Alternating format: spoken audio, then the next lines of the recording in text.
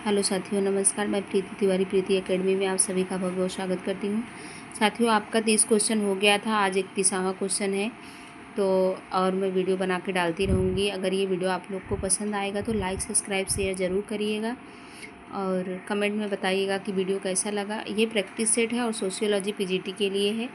ये आपके लिए बहुत फ़ायदेमंद होगा। यूजीसी नेट जीआरएफ सबके लिए है। ये समाजशास्त्र के संदर्भ में अप्रकारिका क्या अर्थ है? समाजशास्त्र के संदर्भ में अप्रकारिका क्या अर्थ है? तो ए है एक क्रिया के अनुपयोगी परिणाम है।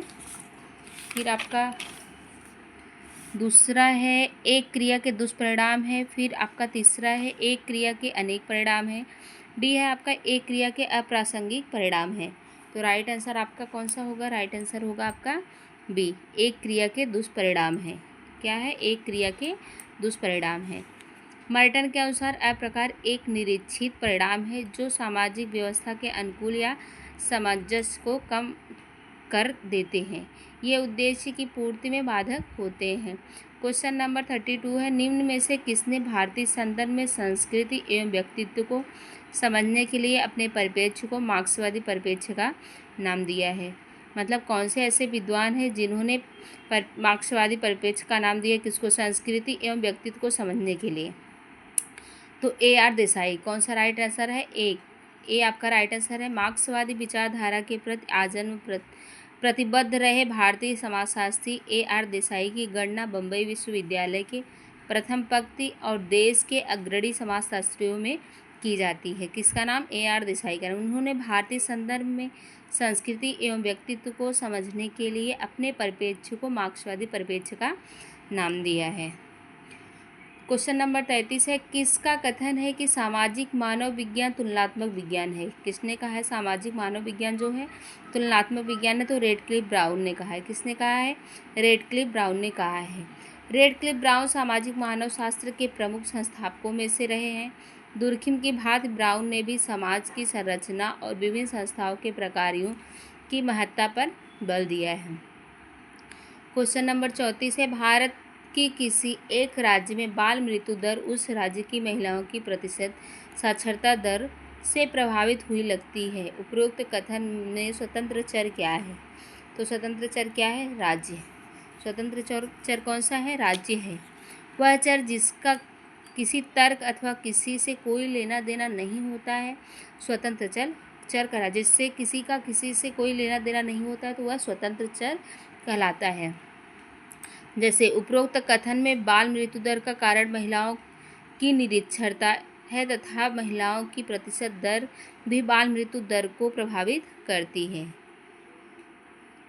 क्वेश्चन नंबर 35 है, एक महिला एक भार तोलने की मशीन जिसके साथ उसके बच्चों ने ऐसी छेड़छाड़ की हुई है कि वह सही भार से 5 किलोग्राम ज़्यादा वजन दर्शाती है का उपयोग करती है। जब भी वह अपना वजन करती हो तो हर बार वही तोल मिलता है। इस तरह मशीन द्वारा दिया गया वजन क्या है? तो इस तरह मशीन को दिया गया वजन क्या कहलाएगा? आपका भरोसेमंद परंतु उपयुक्त नहीं है। उपरोक्त कथन के लिए विकल्प भी सही है क्योंकि उस मशीन द्वारा बताया गया वजन उस महिला के लिए भरोसेमंद है परंतु उपयुक्त नहीं है। क्वेश्चन नंबर आपका 36 है, एक स्वास्थ्य योजनाकार किसी एक इलाके में बढ़ते हुए HIV के केसों से चिंतित है। वह उस इलाके में कोई संवेदनशील प्रोग्राम बनाना चाहता है। उसके लिए उसे वहाँ के आंकड़े चाहिए। इस उद्देश्य की पूर्ति के लिए उसे निम्न में से कौन सा शोध प्रारूप अपनाना चाहिए? तो कौन सा शोध प्रारूप अपनाना चाहिए? अन्वेषणात्मक। कौन सा? नंबर ए है आपका अन्वेषणात्मक। यह अनुसंधान उन विषयों का अध्ययन करता है जिसके विषय में या तो कोई जानकारी नहीं होती है या बहुत कम जानकारी उपलब्ध होती है।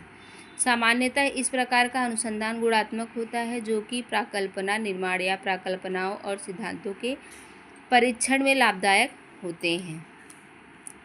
देखो आपका ये थोड़ा अच्छे से समझना है इसको। सांख्यिकी नल उपकल्पना में दो औसत x1 और x2 होते हैं। यह निम्न में से कौन है? तो x1 बराबर x2। सांख्यिकी नल उपकल्पना में औसत सदैव शून्य होता है, इसीलिए विकल्प ए सही है आपका, x1 बराबर x2। भारत में परिवारों के अध्ययन के लिए जब कोई प्रतिनिधि नमूना लेना चाहता है तो निम्न में से सबसे कम खर्च वाली नमूना विधि कौन सी होगी? तो सबसे कम नमूना विधि वाली कौन सी होगी? बहुस्तरीय झुंड नमूना, मतलब बहुत सारे झुंड में नमूना बेचना। इस तरह प्रदर्शन में भी प्रक्रिया वही है जो बहुचरणीय प्रदर्शन में होती है, अर्थात प्राथमिक चयन, द्वितीयक चयन आदि। फिर भी बहुपक्षीय प्रदर्शन प्रक्रिया में दूसरे प्रतिदर्श को निकालने से पूर्व प्रत्येक प्रतिदर्श का भली भांति अध्ययन किया जाता है। परिणाम स्वरूप जहाँ बहुचरणीय प्रतिदर्शन में केवल अंतिम प्रतिदर्शन का अध्ययन किया जाता है, बहुपक्षीय प्रतिदर्शन में भी प्रतिदर्शों का अन्वेषण किया जाता है। इससे दूसरी विधियों की अपेक्षा अधिक लाभ होती है। तो आज के लिए आपका बस इतना ही रहेगा और आगे का वीडियो मैं बना के डालती रहूँगी। अगर ये वीडियो आप लोग को पसंद आया होगा तो लाइक, सब्सक्राइब, शेयर ज़रूर करिएगा। प्लीज़ कमेंट में बताइए कि वीडियो कैसा लगा जो मैं आपके लिए बना रही हूँ। नमस्कार साथियों।